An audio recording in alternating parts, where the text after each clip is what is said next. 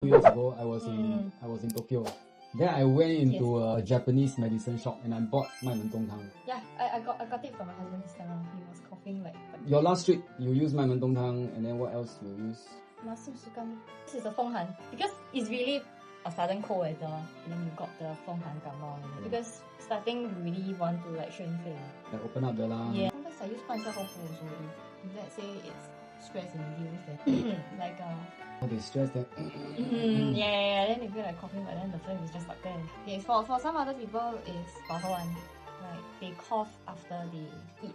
You find that after they eat, they very phlegmy one. 给保和咯，是祛痰它消食的嘛。